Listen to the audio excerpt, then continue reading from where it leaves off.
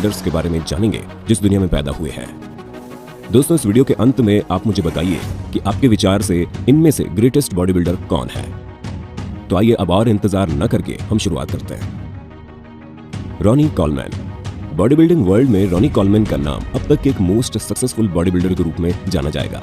अपने करियर में king Ronnie ने रिकॉर्ड 8 बार consecutive mister Olympia titles, 2007 Arnold classic title और 26 प्रो विक्ट्रीज जीती, जो कि एक लंबे समय तक रिकॉर्ड बना रहेगा। 2003 में मिस्टर ओलंपिया प्रतियोगिता में 287 पाउंड्स वजन वाले कॉलमैन ने संभावनाओं की सीमाओं को तोड़कर मंच पर एक ऐसा नजारा दिखाया जिसे बहुत से इतिहासकारों ने अब तक का ग्रेटेस्ट बताया है। जे कटलर 4 बार मिस्टर ओलंपिया और 3 बार अर्नोल्ड क्लासिक विजेता है और बेशक बॉडी बिल्डिंग के खेल में अब तक हुए सक्सेसफुल बॉडी बिल्डर्स में से एक हैं। जे ने किंग कॉलमैन एरा में अपना करियर शुरू किया था और ये 4 बार कॉलमैन के खिलाफ उप विजेता रहे थे। जे ने न केवल मुकाबला कर अपनी ट्रू कॉम्पिटिटिव स्पिरिट दिखाई, बल्कि ये भी दिखाया कि वो ग्रेटेस्ट को भी बीट कर सकते हैं। जे की स्ट्रगल, कमबैक और सक्सेस ने उनके लिए धरती पर हुए ग्रेटेस्ट बॉडी बिल्डर्स में से एक का टैग अर्जित किया। जे ने हमें दिखाया है कि कंपटीशन उनके लिए होते हैं जो कभी भी गिव अप नहीं करते। केविन लेवरोनी एक American IFBB professional body builder, an actor, blogger and musician है। वो मैरीलैंड मसल मशीन के रूप में जाना जाता है। अपने प्रोफेशनल करियर के दौरान लेवरोनी ने 68 IFBB प्रोफेशनल प्रतियोगिताओं में भाग लिया। उन्होंने 23 प्रो शोज जीतकर IFBB प्रोफेशनल के रूप में सबसे अधिक जीत का रिकॉर्ड हासिल किया था। अब तक रॉनी कॉलमैन ने 2004 में 26 जीत का नया रिकॉर्ड बनाया था। हालांकि बॉडी बिल्डिंग की दुनिया में 13 साल के लिए दूर होने के बाद 7 मई 2016 को केविन लेवरोनी ने ऑफिशियली अपने मिस्टर ओलंपिया में वापसी की घोषणा की। उनकी घोषणा ने पूरी दुनिया को आश्चर्यचकित कर दिया और 2016 के मिस्टर ओलंपिया प्रतियोगिता पर बहुत ध्यान आकर्षित किया। Dorian Yates. मॉडर्न एरा की बॉडी बिल्डिंग जैसे कि आज हम इसे जानते हैं की शुरुआत 6 बार के Mr Olympia champion Dorian Yates ने की थी। उनकी जॉ ड्रॉपिंग मस्कुलैरिटी तथा रेजर शार्प कंडीशनिंग ने सभी इम्पॉसिबिलिटीज को समाप्त कर दिया और दुनिया को यह दिखाया कि ये बॉडी बिल्डिंग की दुनिया में एक नई शुरुआत कर रहे हैं। वे शैडो के नाम से जाने जाते थे। उन्होंने न केवल स्टैंडर्ड्स को ऊपर उठाया, बल्कि बॉडी बिल्डिंग की दुनिया को अपनी महानता के अनुसार ढलने और विकसित होने के लिए प्रेरित किया था। डोरियन की ब्लड और गट्स ट्रेनिंग स्टाइल, जो कि उन्होंने legendary muscle scientist Arthur Jones के काम से ग्रहण की थी, ने उन तरीकों में क्रांतिकारी बदलाव किए जिस तरह से एथलीट जिम में अभ्यास करते हैं। बॉडी बिल्डिंग इंडस्ट्री उन्हें हमेशा याद रखेगी। हित। केवल 38 साल के उम्र के फिल हित पहले ही सुप्रीम ग्रेटनेस के रास्ते पर आगे बढ़ रहे हैं, जो उन गिने चुने एथलीट्स में से हैं जिन्होंने 8 बार ओलंपिया टाइटल जीते हैं। वे द गिफ्ट के नाम से लोकप्रिय हैं। वे 2 पुराने मिस्टर ओलंपिया टाइटल होल्डर्स को हराकर पहले ही खेल के शीर्ष पर पहुंच चुके हैं और उन्होंने सर्वाधिक प्रॉमिसिंग बॉडी बिल्डर के ग्रीन को भी हराया है। फिल ने अभी तक धीमा होने का कोई लक्षण नहीं दिखाया है। उनकी रिमार्केबल परफॉर्मेंस के साथ उनमें अभी भी 9 सैंडो ट्रॉफी जीतने की पूरी क्षमता है। क्या आप यकीन करेंगे कि एक आदमी अल्कोहल एडिक्शन से लड़ता रहा था और जो बॉडी बिल्डिंग कंपटीशन से 7 सालों तक दूर रहा, वो दुनिया का सबसे महान बॉडी बिल्डर बन जाएगा। दोस्तों, आप चकित ना हो, ये inspirational bodybuilder IFBB mister Olympia 2018 champion Shawn Rhoden की सफलता एक इंस्पिरेशन की जर्नी है। बॉडी बिल्डिंग से 7 साल से दूर रह रहे थे। उन्होंने 2002 से 2007 के बीच किसी बॉडी बिल्डिंग प्रतियोगिता में भाग नहीं लिया, लेकिन 2009 में स्थिति पूरी तरह से बदल गई। ये बॉडी बिल्डिंग के एरिना में एक चैंपियन की वापसी थी। 2011 के मिस्टर ओलंपिया कंपटीशन से उनकी शुरुआत हुई थी। वे 2011 के मिस्टर ओलंपिया में 11वें स्थान पर रहे।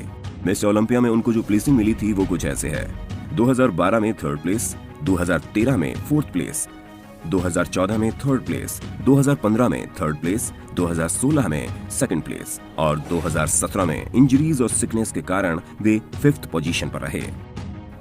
तथापि उन्होंने कभी भी गिव अप नहीं किया और 2018 में रोडेन फिल हित को हराकर नए मिस्टर ओलंपिया बन गए।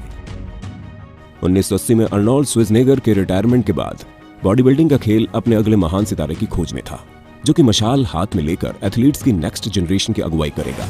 और उन्हें अधिक इंतजार नहीं करना पड़ा, क्योंकि 1984 में ली हैनी नाम के 25 साल के साउथ कैरोलिना के निवासी ने टाइटल जीत लिया और उसे 1991 तक नहीं छोड़ा। ये रिकॉर्ड 8 बार कंसेक्यूटिव मिस्टर ओलंपिया विक्ट्रीज के बाद खेल से रिटायर हो गए थे। हैनी के साइज, शेप और सिमेट्री के कॉम्बिनेशन की आज तक कोई भी बराबरी नहीं कर पाया है। बॉडी बिल्डिंग में हैनी की सफलता के कारण वे मैगजीन कवर्स, टेलीविजन शोज में आने लगे और यहाँ तक कि भूतपूर्व United states president bill Clinton ने उन्हें फिजिकल फिटनेस और स्पोर्ट्स की प्रेसिडेंट्स काउंसिल का चेयरमैन नियुक्त किया था। रोली विंकलर एक अविश्वसनीय बॉडी बिल्डर हैं। रोली ने इम्प्रेसिव फिजिक बनाया है जो अपने इनक्रेडिबल सिमेट्री, शेप और डेफिनेशन के लिए जाने जाते हैं। वो हमेशा बॉडी बिल्डिंग में दिलचस्पी रखते थे और लोकल एमेच्योर कॉम्पिटिशंस में भाग लेते थे और प्रतियोगिताएं भी जीतते थे। लेकिन एक प्रोफेशनल बॉडी बिल्डर बनने और हाईएस्ट लेवल पर प्रतिस्पर्धा करने की सोच, ये दुर्भाग्यपूर्ण घटना होने तक उनमें नहीं थी। ये 2004 में हुई सीरियस कार एक्सीडेंट ही थी जिसने उनकी सोच तथा मूलतः उनका पूरा जीवन ही बदल दिया। जब अस्पताल से वापस आए तो उन्होंने महसूस किया कि वे सिर्फ अपनी पोटेंशियल को बर्बाद होने दे रहे थे। इसलिए 27 साल की उम्र में उन्होंने एक बड़ा डिसीजन लिया और प्रो कार्ड प्राप्त करने के लिए सभी तरह से प्रयास करने पर ध्यान केंद्रित किया। रोली के प्रशंसकों ने उन्हें Dutch beast, the beast, samurai जैसे निकनेम्स दिए। रोली अपनी छोटी उम्र में अर्नोल्ड श्वार्ज़नेगर के सच्चे प्रशंसक थे। रोली ने एनपीसी अर्नोल्ड एमेच्योर चैंपियनशिप में 2009 की जीत के साथ प्रोफेशनल्स की दुनिया में प्रवेश कर लिया, जहां उन्होंने अपने फ्लॉलेस शेप के द्वारा दोनों जजेस को और स्पेक्टेटर्स को आश्चर्यचकित कर दिया। प्रो कार्ड जीतने के बाद वे 2010 के अर्नोल्ड क्लासिक में 7th रैंक पर आए। रोनी की उपलब्धियां बेहतर और बेहतर होती जा रही थी। Australian IFBB grand prix pro में उन्होंने 3रा स्थान प्राप्त किया। न्यूयॉर्क प्रो में उन्होंने 1st स्थान प्राप्त किया, जहां उन्होंने फिर से अपने अमेजिंग फ्लॉलेस शेप के साथ डोमिनेट किया।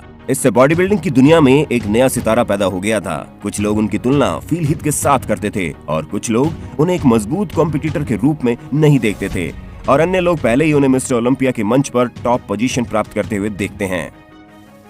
अर्नोल्ड श्वार्ज़नेगर गवर्नर बनने से बहुत समय पहले और इंटरनेशनल मूवी स्टार बनने से भी पहले अर्नोल्ड श्वार्ज़नेगर अमेरिका में एक बॉडी बिल्डर के रूप में बहुत लोकप्रिय थे। अपने अच्छे समय में ये ऑस्ट्रेलियन ऑक लगभग अनबीटेबल था। उन्होंने पूरे यूरोप और अमेरिका में शो जीते थे और इसमें 7 बार मिस्टर ओलंपिया टाइटल जीतना भी शामिल है, जिस पर यकीन करना मुश्किल है। बॉडी बिल्डिंग के खेल में उनके योगदान रिमार्केबल है। उन्होंने फिटनेस की दीवानगी की आग सुलगा दी है और दुनिया भर में वे एक आइडल के रूप में देखे जाते हैं। आज के दिन भी उनके आखिरी कंपटीशन के लगभग 40 साल बाद भी अर्नोल्ड अब भी बॉडी बिल्डिंग इंडस्ट्री के सबसे इन्फ्लुएंशियल फिगर है। के आज दुनिया के टॉप बॉडी बिल्डर्स में से एक है, जिसने संसार का ग्रेटेस्ट बॉडी बिल्डर बनने का सपना देखा और उनकी रेगुलर इनकम भी नहीं थी। वे मेट्रो या बस में सफर किया करते थे, यहाँ तक कि अपना रोजाना का काम करने के लिए वे कई किलोमीटर पैदल भी चले हैं। रेगुलर 3 समय का खाना खाने के लिए उन्होंने बहुत स्ट्रगल किया। जब वे छोटे बच्चे थे तब उनके माँ बाप उन्हें छोड़कर चले गए। वे एक अनाथ आश्रम में बड़े हुए। 13 साल की उम्र में के ने बॉडी बिल्डिंग इवेंट में भाग लेना शुरू कर दिया। 2009 में उन्होंने अर्नोल्ड क्लासिक और ऑस्ट्रेलियन प्रो जीता और उनके मिस्टर ओलंपिया डेब्यू में 4th पोजीशन पाई। के अपनी री इन्वेंटेड फिजिक के साथ मिस्टर ओलंपिया स्टेज पर पहुंचे। ए ग्रीन के इस न्यू वर्जन को फील हित के मेन चैलेंजर के रूप में अनाउंस किया गया। उन्होंने 2012, 2013, 2014 मिस्टर ओलंपिया कंपटीशन में 2रा स्थान लिया। यहाँ तक कि 2014 मिस्टर ओलंपिया में उनका 2रा स्थान पाना एक कंट्रोवर्सी बना। काफी लोगों ने माना कि के को जीतना चाहिए था क्योंकि फील हित की तुलना में स्टेज पर वो ज्यादा सही लग रहे थे। तो दोस्तों, हमें बताइए आपके विचार में ग्रेटेस्ट